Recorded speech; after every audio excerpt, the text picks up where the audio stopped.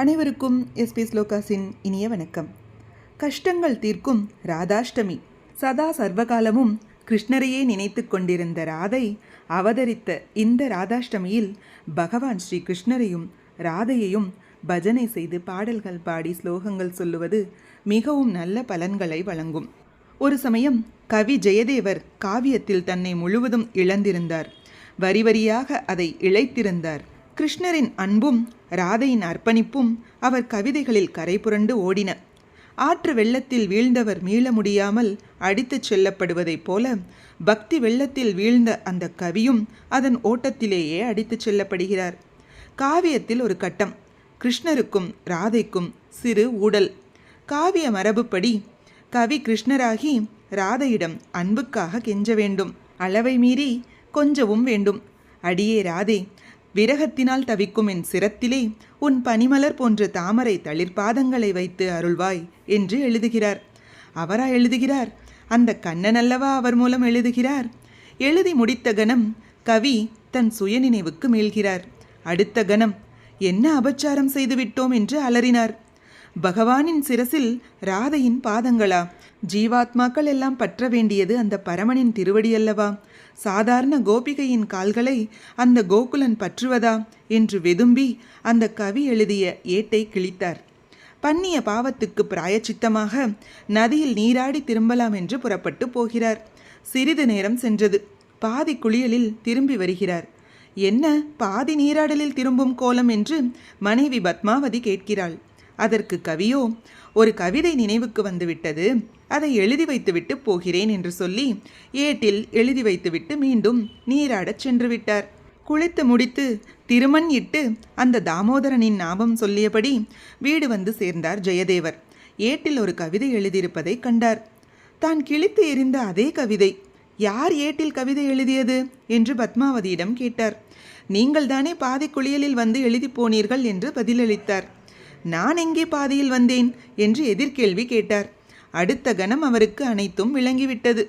தான் புறந்தள்ளிய கவிதையை அந்த மாலவன் தன் கரம் கொண்டு எழுதியிருக்கிறான் என்பதை உணர்ந்து கொண்டார். ராதையின் மேன்மையை உலகுக்கு உணர்த்த அந்த ஜெகநாதர் செய்த திருவிளையாடல் என்பதை அறிந்து கொண்டு ராதையின் புகழை நாதழுக்க பாடினார். ராதை கிருஷ்ண பக்தியின் ஆகச்சிறந்த அடையாளம். ராதையின் அளவுக்கு யாராலும் கிருஷ்ணன் மேல் அன்பையும் பக்தியையும் செலுத்தவே முடியாது.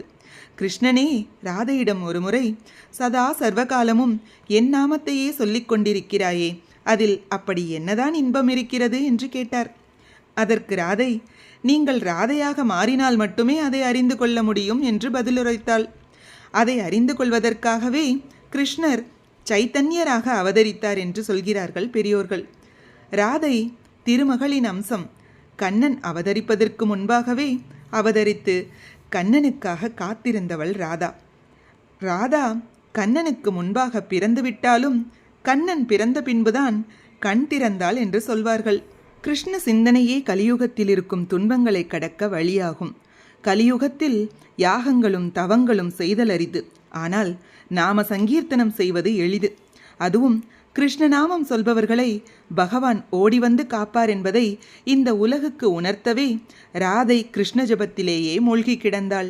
அதன் பலன் கிருஷ்ணனை நினைவு கூறும் போதே ராதையும் நினைவு கூறப்படுகிறாள். ராதே கிருஷ்ணா என்பதற்கு இணையான உயர்வான நாமம் நாம சங்கீர்த்தனத்தில் இல்லை.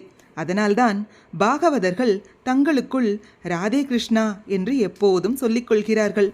ராதை உத்தரப்பிரதேசம் மதுராவில் இருக்கும் பிரம்மசரன் என்ற மலையின் அடிவாரத்தில் உள்ள பர்சானா என்னும் ஊரில் பிறந்தாள். இந்த ஊரில் ராதையை ராதா ராணி என்றே போற்றுகிறார்கள். ராதா ராணிக்கு இங்கு ஓர் ஆலயமும் உள்ளது.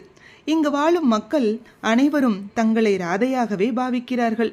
ஒருவருக்கொருவர் பேசிக்கொள்ளும் போது ராதே ராதே என்று அழைத்துக் கொள்கிறார்கள். அந்த அளவுக்கு கிருஷ்ண பக்தி அங்கு நிறைந்து இருக்கிறது. கிருஷ்ணனைப் போலவே ராதா பிறந்ததும் ஓர் அஷ்டமி தினத்திலேயே. எனவே ராதாவும் கிருஷ்ணரும் வேறு வேறு அல்ல என்றும் சொல்வார்கள். கிருஷ்ணரின் சக்தி ரூபமே ராதா என்பது நம்பிக்கை. ராதா அவதரித்த அஷ்டமியை ராதாஷ்டமி என்று அழைக்கிறோம். ராதாஷ்டமி நாளின் நண்பகலில் ராதே கிருஷ்ணா வழிபாடு செய்து நாம சங்கீர்த்தனம் செய்யும் வழக்கம் உண்டு. ராதை அவதரித்த இந்த நன்னாளில் அஷ்டபதி பஜனை செய்வது மிகவும் சிறப்பு வாய்ந்தது. அஷ்டபதி தெரியாதவர்கள் ராதே கிருஷ்ணா என்னும் நாமத்தை 108 முறை ஜபம் செய்து கிருஷ்ணரின் படத்தை வைத்து வழிபட சகல துன்பங்களும் நீங்கும் என்பது ஐதீகம். பக்தியுடைய சாரம் மகாபாவம், அதாவது ஆன்மீக ஆனந்தம் என்று அழைக்கப்படுகிறது. அவைகளை ஸ்ரீமதி ராதாராணி பிரதிபலிக்கிறாள். ஸ்ரீமதி ராதாராணியை விட உயர்ந்த பக்தர் யாரும் கிடையாது. அளவற்ற வகையில் பக்தி குணங்கள் உடையவள். அவள் தன்னிடமுள்ள 25 பிரதானமான பக்தி குணங்களால் பகவான் ஸ்ரீ கிருஷ்ணரை தன்வசம் வைத்திருக்கிறாள். அந்த 25 குணங்களையும் ஒவ்வொன்றாக பார்க்கலாம். மதுரா மிகவும் இனிமை நிறைந்தவள். நவ்யா புத்துணர்வோடு இளமையாக இருத்தல். சால அபங்க கண்கள் ஓய்வற்று கிருஷ்ணரையே நாடிக்கொண்டிருக்கும். உஜ்வல ஸ்மிதா பிரகாசமான சிரிப்பை உதிர்ப்பவள். சாது சௌபாக்கிய ரேக ஆத்யா உடலில் அழகும் மங்களமும் நிறைந்த ரேகைகள் கொண்டவள். கந்த அன் மடித்த மாதவ தன் உடலில் உள்ள நறுமணத்தால் கிருஷ்ணரை கவருபவள். சங்கீத பிரசார அபிக்யா சிறந்த பாடகி. ரம்யவாக் வசீகரமான பேச்சுத்திறன் கொண்டவள். நார்ம பண்டிதா நகைச்சுவையாக பேசுவதில் சிறந்தவள். வினிதா பணிவும் அடக்கமும் கொண்டவள். கருணபூர்ணா முழு கருணை உள்ளம் கொண்டவள். விதாப்தா தந்திர சுபாவம் கொண்டவள். பார்த்தவ அன்வீதா தன் கடமைகளை செய்வதில் சாமர்த்தியம் கொண்டவள்.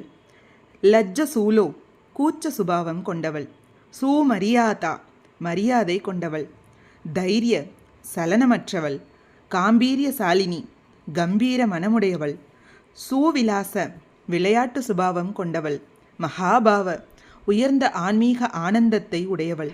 பரம உர்கஷ தர்ஷினி கோகுல பிரேமா தலை சிறந்தவள். ஜகத் ஸ்ரீ நியாசா அடக்கமான பக்தர்களில் மிகவும் புகழ் வாய்ந்தவள். குரு ஸ்னேகா பெரியவர்களிடம் பிரியம் கொண்டவள். சஹி பிரணமித வாசா கோபியர்களின் அன்பிற்கு கட்டுப்பட்டவள். கிருஷ்ணப்பிரிய ஆவளி முக்கியா கோபியர்களின் தலைவி. ஆஷ்ரவ கேசவா கிருஷ்ணரை தன் கட்டுப்பாட்டிற்குள் வைத்திருப்பவள். நம் கஷ்டங்கள் தீர இந்த ராதாஷ்டமி நன்னாளில் நாமும் கிருஷ்ணரை வழிபடுவோம். இது போன்ற ஆன்மீக பதிவுகளுக்கு மறக்காம நம்ம சேனலை சப்ஸ்கிரைப் பண்ணிக்கோங்க. நல்லதை நடக்கட்டும், நன்மையை பிறக்கட்டும். நன்றி, வணக்கம்.